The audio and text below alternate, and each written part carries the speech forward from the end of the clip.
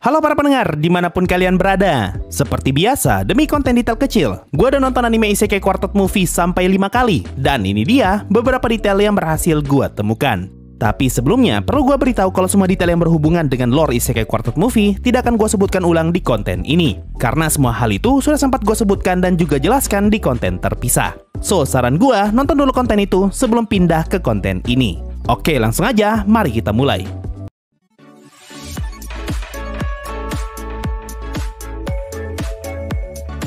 Di bagian awal movie, kita diperlihatkan Pantagruel bersama satu orang golem yang sedang membawa keranjang berisi telur.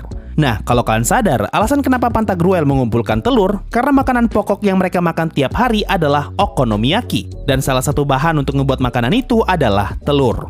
Selain itu, bahan lain yang digunakan untuk membuat okonomiyaki adalah kubis. Makanya di desa tempat mereka tinggal, terdapat banyak golem yang menanam kubis. Detail berikutnya bisa kita temukan ketika rombongan Isekai Quartet dikejar-kejar oleh golem. Di sebelah kanan bisa kita lihat kalau Waze berlari sambil membawa peralatannya Tanya. Ini karena ketika mereka terkirim ke dunia Isekai Quartet Movie, peralatannya Tanya memang lagi dipegang oleh Waze. Lalu di bagian tengah, bisa kita lihat kalau Subaru dan Byakko sudah semakin lengket, bahkan mereka berdua sampai pegangan tangan. Detail ini ngasih tahu kita kalau Isekai Quartet Movie mengambil beberapa cerita dari Re:Zero Season 2. Salah satunya adalah cerita mengenai Subaru dan Byakko yang sudah ngebuat kontrak. Makanya di Isekai Quartet Movie, Byakko kelihatan lengket banget dengan Subaru. Scene berikutnya memperlihatkan Pak yang mencoba menyerang golem, tapi ternyata serangannya tidak mempan, dan Pak ngomong, kayaknya aku masih belum kuat untuk mengalahkannya. Kalimat ini merefer ke cerita di Re:Zero Season 2 Part 2, ketika Pak memutus kontraknya dengan Emilia, sehingga ngebuat dia jadi lebih lemah. Detail berikutnya ada ketika Demiurge ngomong kalau golem yang mengejar mereka disebut Siege Golem, yaitu golem paling kuat di dunia Overlord. Kalimat ini merefer ke Floor Guardian lantai 4 Nazarik, yaitu Gargantua, yang juga adalah Siege Golem, atau lebih tepatnya adalah Strategic Siege Golem. Sesuai penjelasan Demiurge, Strategic Siege Golem memang adalah golem terkuat di Overlord. Bahkan Gargantua yang adalah Siege Golem disebut-sebut sebagai Floor Guardian terkuat jika kita hanya melihat dari statnya. Scene pun berpindah ke dalam ruangan kelas dan kita diperlihatkan Aqua yang ngomong kalau belakangan ini Emilia lagi sering senyum. Kalimat ini lagi-lagi merefer ke Season 2 Re:Zero, yaitu tentang perubahan sifat Emilia setelah dia berhasil menaklukkan ujiannya Ekidona. Lalu setelah itu kita diperlihatkan Shaltir yang ngomong kalau belakangan ini Pak sudah tidak lagi bersama Emilia. Kalimat ini juga merefer ke Re:Zero Season 2 mengenai Pak yang jarang kelihatan di sepanjang Season 2. Scene berikutnya memperlihatkan rombongan Isekai Quartet yang terpisah, dan di rombongannya Nofumi terdapat Ram dan juga Rem. Di sini Ram ngomong kalau dia tidak ikut bertarung, karena jika dia ikut bertarung, seseorang harus menggendongnya selama perjalanan. Nah, kalimat ini yang jadi alasan kenapa di bagian akhir movie, tepat sebelum mereka semua masuk ke lubang cacing, Rem terlihat sedang menggendong Ram. Balik ke rombongannya Naofumi, di sini mereka berniat untuk pergi ke daerah gunung, dan Rem menggunakan sihirnya untuk melempar Aqua ke arah gunung. Lalu tidak lama kemudian, Mare juga ikutan naik ke atas sihirnya Rem. Nah, alasan kenapa Mare nggak ikutan masuk ke dalam shieldnya Naofumi dan lebih memilih naik ke atas sihir, ini karena tongkatnya Mare terlalu berat.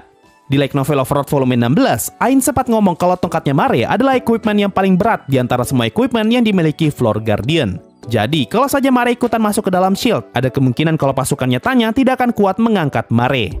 Kemudian kita pindah ke rombongannya Subaru. Di sini Byakko ngomong kalau ada yang mengawasi mereka. Nah, kalau kalian perhatikan, ketika Byakko ngomong kalimat tadi, Aura adalah satu-satunya orang yang mengangguk. Detail ini mau ngasih tahu kita kalau Aura juga sadar bahwa ada sesuatu yang mengawasi mereka. Makanya dia setuju dengan apa yang Byakko katakan.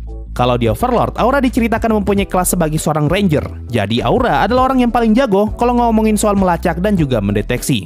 Setelah dari sini, kita pun pindah ke scene di mana rombongannya Subaru sampai di desa dan dia bertemu dengan Alec. Lalu Subaru memperkenalkan dirinya dan Alec ngomong kalau Subaru adalah nama yang aneh. Nah, pada saat ini kita belum diberitahu kalau Alec adalah karakter dari Re:Zero. Tapi kalimat ini bisa jadi clue pertama untuk ngasih tahu kita kalau Alec adalah orang yang berasal dari dunia Re:Zero. Karena seingat gua, satu-satunya yang menganggap namanya Subaru aneh hanyalah orang-orang dari Re:Zero.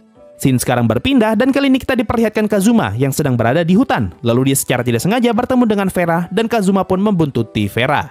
Nah, kalau kalian sadar, ketika Vera ingin masuk ke dalam bangunan, bisa kita lihat kalau Kazuma sedang mengikuti Vera dari kejauhan. Tidak lama kemudian, Ainz dan Kazuma bertemu dengan Vera. Lalu Vera mencoba menyerang Kazuma dengan golemnya.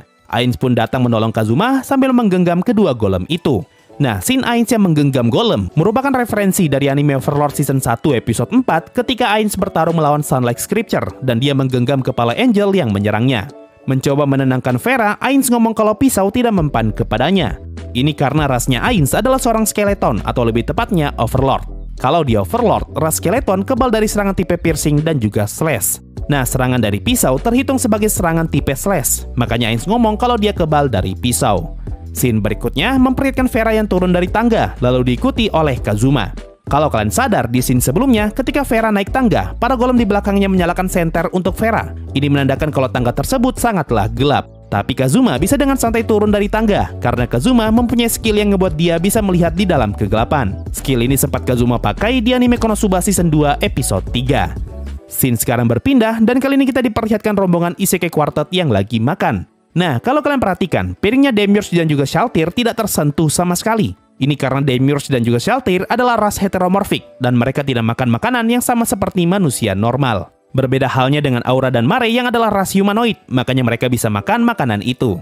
Di sini juga bisa kita lihat kalau Aura tampak dekat dengan Puck, dan di scene lainnya Aura terlihat dekat dengan Philo. Ini karena Aura mempunyai kelas sebagai seorang Beastamer, makanya dia bisa dengan mudah mendekati Puck dan juga Philo. Scene berpindah lagi, dan kali ini kita diperlihatkan Vera, Ainz, dan Kazuma yang lagi ngomongin soal Chunibyo. Lalu Kazuma ngomong kalau Ainz sudah pernah sembuh dari Chunibyo. Nah, kalimat ini merefer ke masa-masa ketika Ainz menciptakan Pandora Actor. Makanya sikapnya Pandora tidak berbeda jauh dengan Megumin, yaitu sama-sama Chunibyo. Scene berikutnya memperlihatkan Subaru yang ingin menjemput rombongannya Emilia. Lalu di sini mereka ngebahas soal kesendirian, dan Byakuya ngomong kalau sendiri itu menyedihkan. Kalimat ini tentu saja merefer ke Season 2 ReZero, yaitu masa-masa ketika Byakuya harus mengurung diri di dalam perpustakaan untuk menunggu seseorang yang tak kunjung datang. Balik lagi ke scene-nya Ainz, kali ini Vera ingin pergi menjemput Pantagruel, dan Ainz memanggil Death Knight untuk menemani Vera. Lalu Ainz ngomong kalau Death Knight yang dia panggil memiliki batasan waktu. Nah, kalau di Overlord, Death Knight yang dipanggil dengan sihir hanya bisa bertahan sementara waktu, sedangkan Death Knight yang dipanggil dengan pengorbanan tubuh manusia dapat bertahan untuk waktu yang sangat lama alias permanen.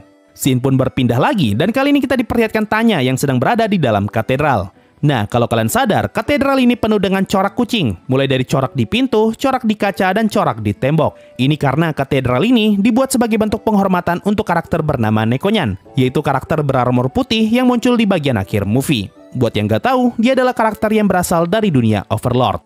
Lalu, setelah tahu kalau Vera adalah mata-mata, Sebriakov segera melesat maju untuk menyerang dan berhasil ditahan oleh Tanya. Nah, kalau kalian sadar, pada saat itu, Sebriakov berniat menyerang Vera dengan menggunakan garpu. Ini adalah garpu yang mereka pakai untuk makan di scene sebelumnya. Setelah dari sini, kita diperlihatkan percakapan antara Alec, Emilia, dan juga Subaru. Di sini, Alec terlihat seperti kenal dengan Emilia. Nah, scene ini bakalan terhubung dengan bagian akhir movie ketika Alec memperkenalkan dirinya sebagai Alec Hoshin. Buat yang gak tahu, Alec Hoshin adalah sosok yang mendirikan negara Kararagi. Negara ini sempat disebutkan di anime ReZero Season 1 episode 16 ketika Subaru bertemu dengan Anastasia Hoshin. Nah, di cerita ReZero, Alec Hoshin adalah orang yang hidup 400 tahun sebelum kedatangan Subaru. Kalau gua baca di wiki fandom, di sini tertulis kalau 400 tahun yang lalu, Ekidona menciptakan Puck sebagai penjaga Emilia. Ini berarti ada kemungkinan kalau umurnya Emilia lebih dari 400 tahun. Nah, karena mereka sama-sama sempat hidup pada saat 400 tahun yang lalu, maka sangat wajar jika Alec Hoshin pernah bertemu atau setidaknya mendengar nama Emilia. Tapi ini cuma kemungkinan, karena untuk lebih jelasnya gua nggak tahu ya. Kayaknya topik ini ada hubungannya dengan teori identitas Emilia, dan gua nggak begitu ngikutin ReZero untuk bisa tahu hal beginian. Satu lagi, di wiki fandom tertulis kalau Alec Hoshin adalah orang yang memperkenalkan okonomiyaki di negara Kararagi. Sehingga ini bisa menjelaskan kenapa makanan yang muncul di Isekai Quartet movie adalah okonomiyaki. Pindah ke scene berikutnya, kali ini kita diperlihatkan Kazuma dan Ainz yang menemukan buku catatan miliknya si ilmuwan gila. Nah, kalau kalian sadar, sampul buku catatan si ilmuwan gila yang ada di Isekai Quartet movie sama seperti sampul buku yang ada di anime Konosuba. Setelah selesai membaca buku itu, Kazuma bertanya apakah Ainz sanggup melawan Golem. Lalu Ainz ngomong kalau Golem adalah musuh yang sulit baginya. Ini karena Ainz adalah tipe karakter yang sangat mengandalkan skill instant death, dan di Overlord, Golem adalah makhluk yang kebal dari skill instant death. Tidak lama kemudian, Vera berhasil membuka segel golem raksasa dan ngebuat semua golem jadi lepas kendali. Karena hal ini, para rombongan Isekai Quartet pun bersatu melawan semua golem itu. Nah, pertarungan ini dibuka dengan serangan dari Byakuya dan Subaru yang menggunakan Elminya. Scene ini merefer ke ending ReZero Season 2 Part 2 ketika Subaru dan Byakuya nge-spam Elminya untuk bertarung melawan kelinci raksasa. Di sini juga kita diperlihatkan Kokyotos yang menggunakan salah satu tekniknya, yaitu Acalanata. Ini adalah pertama kalinya kita diperlihatkan jurusnya Kokyotos di versi anime. Lalu di scene yang lain, kita diperlihatkan Shaltir yang bertarung dengan cara menerobos kerumunan golem. Nah, scene ini terhubung ke cerita di Light Novel Overlord Volume 11, di mana Ainz ngomong kalau cara yang paling efektif untuk menggunakan Shaltir adalah dengan meluncurkan dia bagaikan anak panah, dan membiarkan dia mengamuk di garis pertahanan musuh. Hal ini sama persis seperti yang kita lihat di scene tadi, yaitu Shaltir hanya akan berfokus menerobos pertahanan musuh dan membantai sebanyak mungkin musuh yang bisa dia hadapi. Di tengah pertarungan, Subaru meminta Aqua dan Albedo untuk ngebuat pintu, dan setelah jadi, ternyata ada logo Ainz All Gone di pintu tersebut. Nah, kalau kalian perhatikan di gambar ini, alasan kenapa bisa ada logo Ainz All Gone di pintu itu, karena ternyata orang yang ngedesain pintu tersebut adalah Albedo, sementara Aqua ngebuat pinggiran pintunya. Setelah itu, kita diperlihatkan scene di mana Emilia mampu mengangkat Naofumi beserta shield-nya, dan bahkan Emilia mampu melempar shield itu. Scene ini terhubung ke cerita di ReZero Season 2, di mana Emilia bertambah kuat setelah dia berhasil mendapatkan ingatannya kembali dan berhasil menyelesaikan ujiannya Ekidona. Lalu tidak lama kemudian, Kazuma pun datang dan ikut masuk ke dalam pertarungan. Di sini Kazuma datang sambil membawa golem dan dia menyebut kalimat Isekai Assemble, yang sudah hampir pasti merefer ke kalimat ikonik di film Marvel Avengers, yaitu Avenger Assemble. Di saat yang bersamaan, Ainz mencoba bertarung melawan golem raksasa, dan dia menggunakan skill bernama Meteor Fall. Sama seperti kasusnya Kokyutos, ini juga adalah pertama kalinya kita diperlihatkan Ainz yang menggunakan sihir tier 10 Meteor Fall di versi anime. Setelah dari sini, mereka pun berniat melempar Pantagruel ke arah golem raksasa dengan cara saling mengoper Pantagruel dari satu orang ke orang yang lain.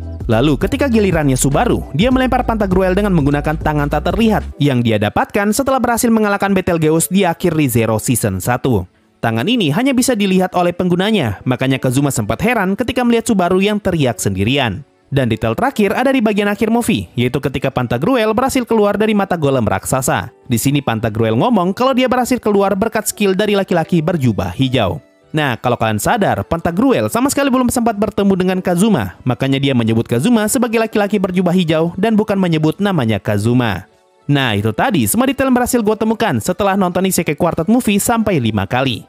Kira-kira nih, detail apa saja yang masih kurang? Kalau ada, coba komen di bawah. Gue sih cukup yakin kalau semua detail tentang Overlord hampir semuanya berhasil gue sebutkan di sini. Tapi kalau detail anime yang lain, gue sih tidak yakin apakah semuanya sudah disebutkan di video ini. Kalau ternyata masih ada yang kurang, komen aja di bawah. Nah, mungkin itu saja untuk video kali ini. Makasih semuanya sudah mendengarkan, dan bye-bye.